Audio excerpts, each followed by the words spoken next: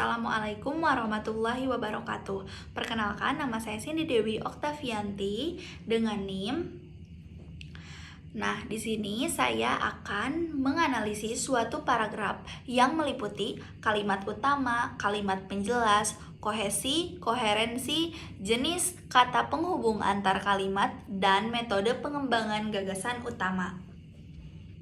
Baik, di sini sudah tertera kalimat atau paragraf yang dimana kita disuruh untuk menentukan kalimat utama, kalimat penjelas, kohesi dan koherensi, jenis paragraf berdasarkan letak gagasan, jenis kata hubung kalimat, dan metode pengembangan gagasan utama. Yang pertama yaitu kalimat utama atau ide pokok. Di sini kita harus mengetahui pengertian tentang kalimat utama atau ide pokok serta ciri-cirinya.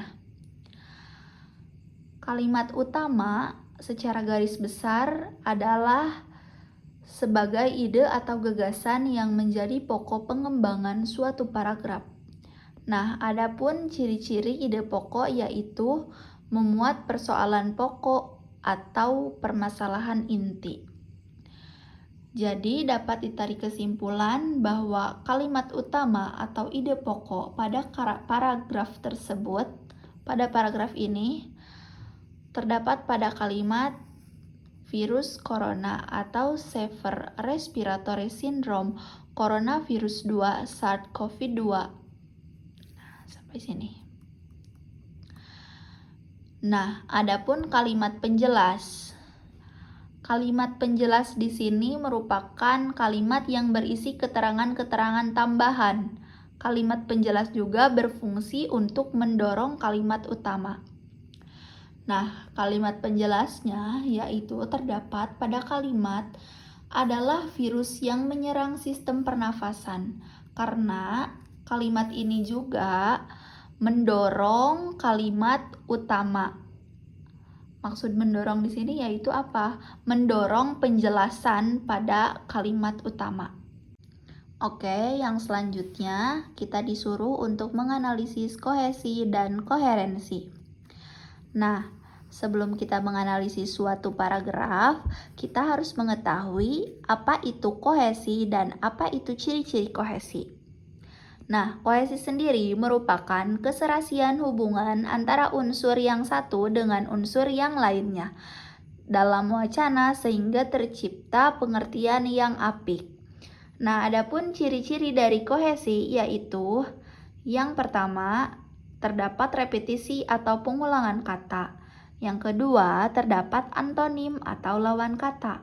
Dan yang ketiga, kalimat saling terkait.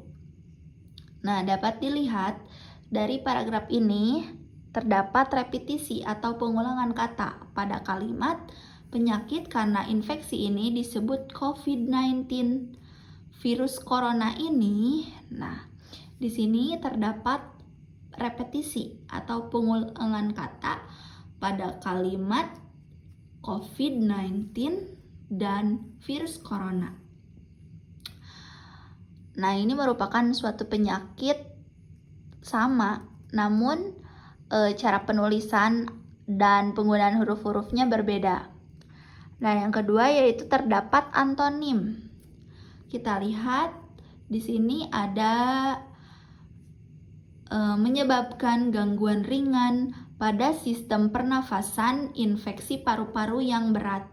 Nah, di sini ada antonim atau lawan kata, ringan dan berat. Nah, jadi pada kalimat ini terdapat kohesi. Yang ketiga, kalimat saling keterkaitan. Kalimat saling keterkaitan di sini yaitu dapat dilihat virus yang menyerang sistem pernafasan. Penyakit karena infeksi ini disebut COVID-19. Nah, pada kalimat ini terdapat keterkaitan suatu penyakit. Selanjutnya yaitu ada koherensi. Koherensi juga memiliki ciri-ciri. Yang pertama, terdapat yang diulang-ulang dalam sebuah paragraf. sama seperti kohesi.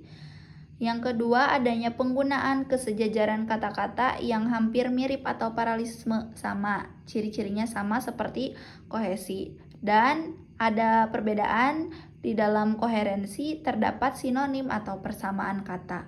Kalau di kohesi ada antonim, namun di koherensi ada persamaan kata atau sinonim.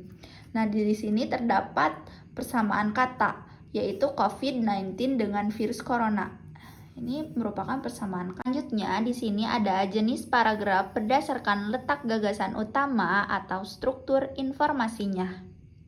Nah, karena gagasan utamanya terletak di awal, maka dapat disimpulkan bahwa jenis paragraf yaitu paragraf deduktif. Paragraf yang gagasan utamanya terletak di awal. Jenis kata penghubung antar kalimat. Jenis konjungsi atau penghubung kalimat yang tertera pada paragraf ini yaitu sebab akibat. Karena di sini terdapat kalimat menyebabkan adalah konjungsi yang menjelaskan suatu peristiwa yang terjadi suatu sebab tertentu. Terakhir yaitu metode pengembangan gagasan utama. Nah, menurut saya, metode pengembangan gagasan utama di sini yaitu repetisi. Repetisi adalah pola pengembangan paragraf dengan cara mengulang-ulang pokok gagasan. Pokok gagasan yang ada di kalimat utama diulang-ulang lagi pada kalimat-kalimat berikutnya. Seperti pada kalimat virus corona atau Severe Respiratory Syndrome Corona 2 SARS-CoV-2 adalah virus. Nah, di sini ada pengulangan kata virus corona, virus. Dan juga pengulangan kata terdapat pada kalimat penyakit karena infeksi ini disebut COVID-19. Virus corona, nah COVID-19 virus corona. Nah, jadi metode pengembangan gagasan utama yaitu repetisi. Sekian video pembahasan mengenai menganalisis suatu paragraf. Kurang lebihnya mohon dimaafkan. Wabillahi taufiq wal hidayah. Wassalamualaikum warahmatullahi wabarakatuh.